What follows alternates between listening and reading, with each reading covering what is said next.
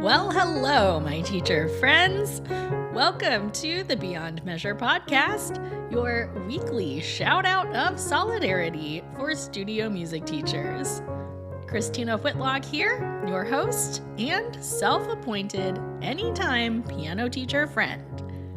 At the time of this recording, we find ourselves speeding towards the end of 2024, and I'm here with some reflections on my word of the year for 2024. I'm so glad you're listening. Thanks for being here. Let's get on with the show. You are listening to episode 197 of the Beyond Measure podcast. So, to catch up, back in episode 151, I revealed my word of intention for the year. If you don't know what I'm talking about, you should definitely go back and listen to episode 151. But choosing a word or words of intention for the year is a practice I sometimes use so I can stay focused on what matters most to me in life. This past year, my chosen intention was to remain teachable. This shouldn't come as much of a surprise.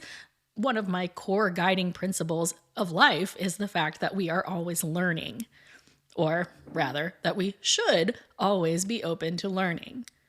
I've said it forever. The day we think we know everything about teaching or playing our instrument is the day we stop being effective for our students. And now that I'm in a position where so many teachers look to me for guidance and education, it's even more important for me to remember that I still have so much to learn, because I do. I've said it here before that I find certainty kind of vexing. Don't get me wrong, there are a few things in life I am sure about. But you know how they say the only constant in life is change? I think certainty works in a similar way. Like, the main thing I know for sure in life is there is always more to know.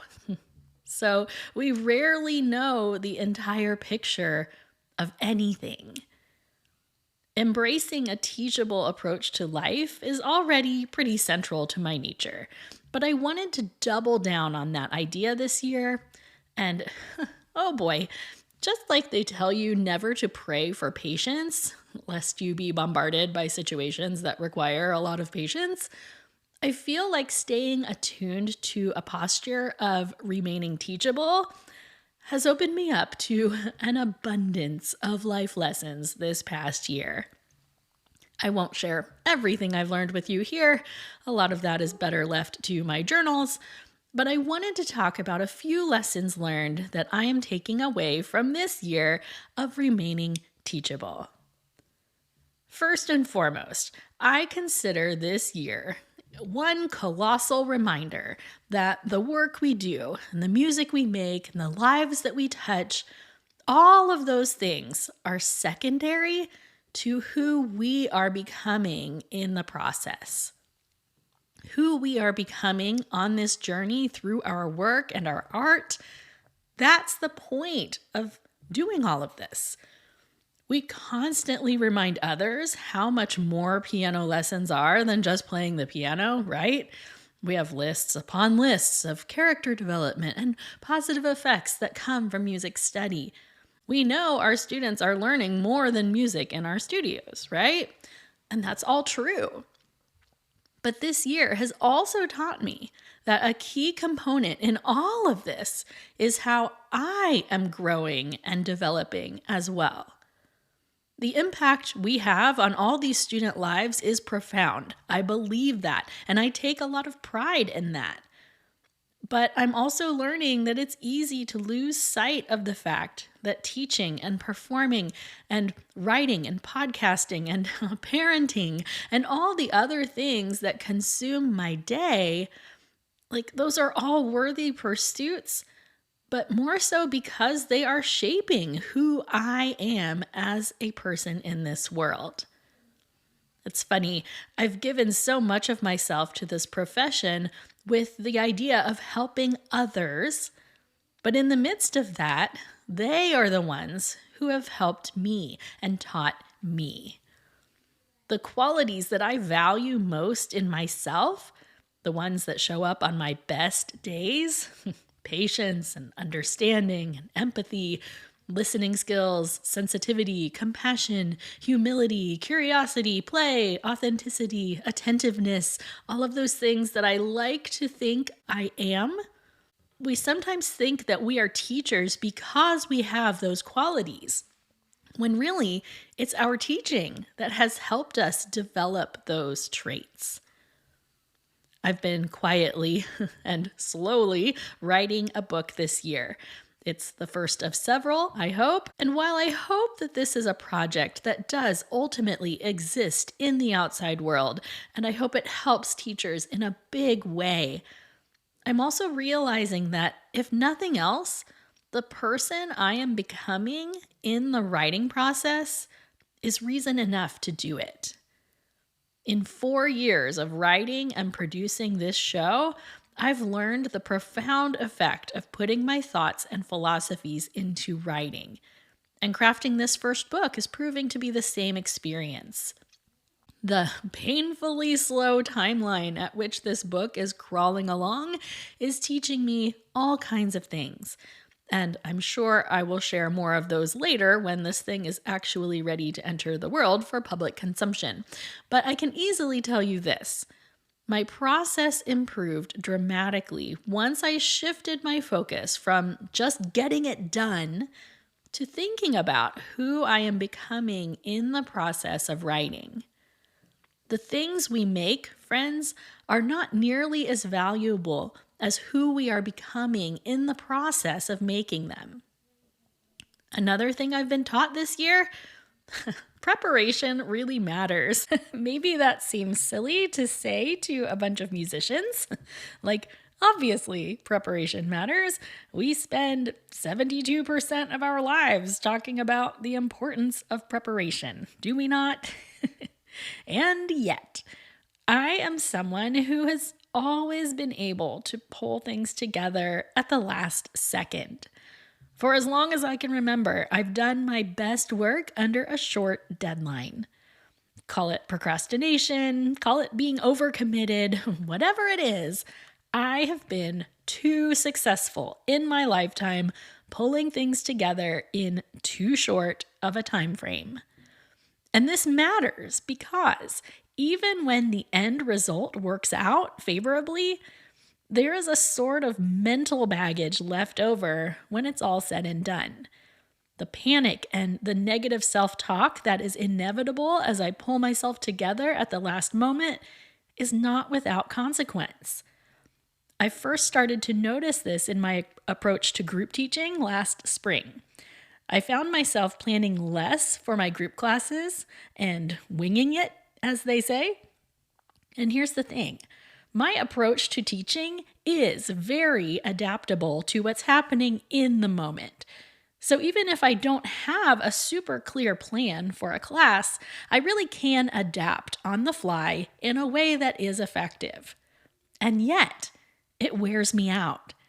Even though I'm good at thinking on the fly, it is exhausting.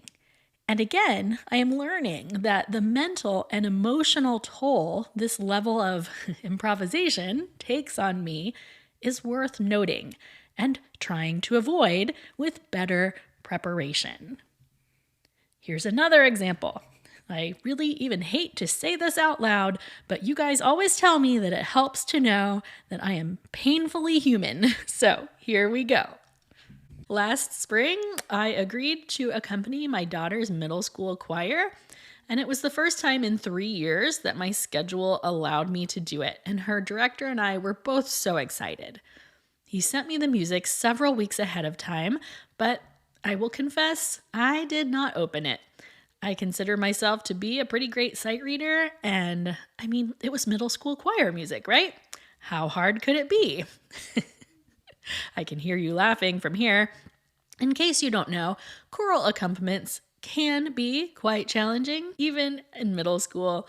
And 2 of the 3 pieces in their set really were.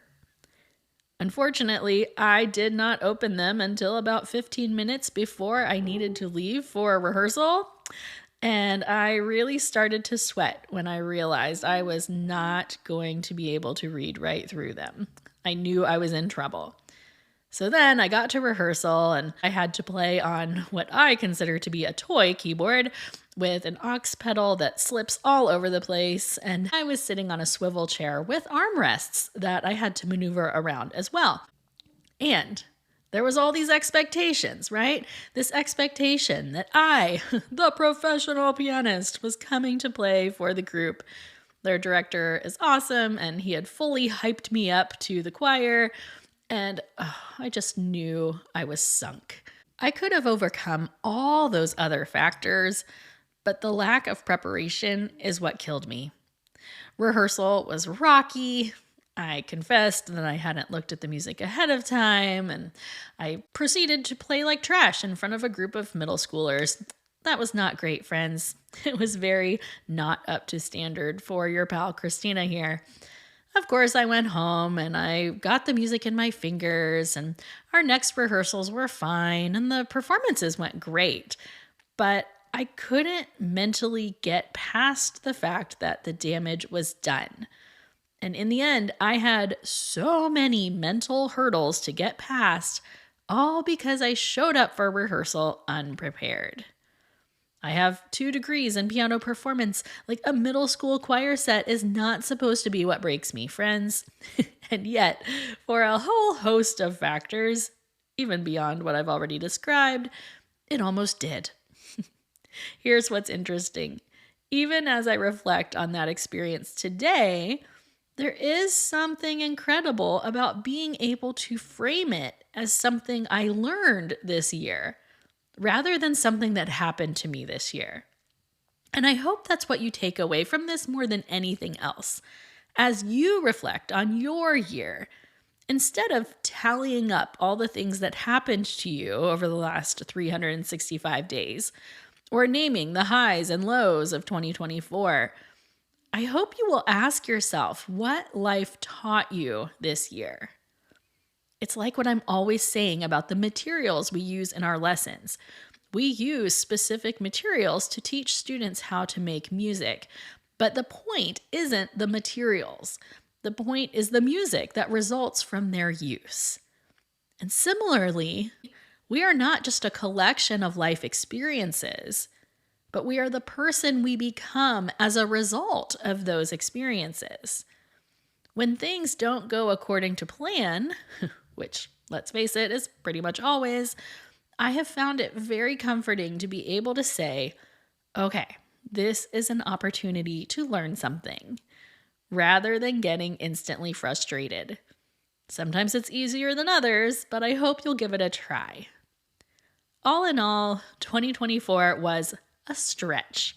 If you listened to episode 195, you caught a glimpse into why the start of this year absolutely wrecked me. To be honest, I spent the first several months of 2024 in a deep funk, walking with a dear friend of mine through a loss that is so painful, I still can't really believe it's true. That's another lesson learned this year, that there is just such pain on this earth. You know it's out there, you know this stuff happens, but when it strikes near you, it's just a whole thing. And the only way is through it, friends. And to make it through, you have to find your people.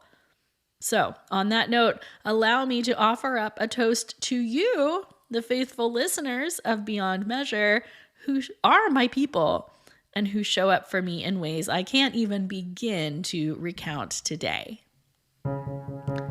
Studio teacher friends from all around the world, today we remind ourselves that community is everything. The ticket to a flourishing studio, building community amongst our studio families, the life force of a satisfying teacher life, finding community amongst other teachers, making it through everyday life, letting your people in. Friends, family, neighbors, you get it. You've got to find your people, friends. This is me raising my glass to you, my people. Hear, hear. Okay, that's a wrap on episode 197, friends. Thanks again for being here. I am so happy we have found each other through this Beyond Measure journey. If you are looking for a way to support this work I do and find more teacher friends in the process, I would consider it the ultimate holiday gift to see you join the Beyond Measure community. Simply head to ChristinaWhitlock.com/community to find out more. It's the ultimate demonstration of how together we can show up in small ways to make a really big impact. Find that link and the links to episodes I've mentioned in today's episode in the show notes for our work today. Those are found at ChristinaWhitlock.com/episode 197. Thanks so much, friends. I hope your holiday season is rolling along merrily. We'll see you next week. Onward and upward.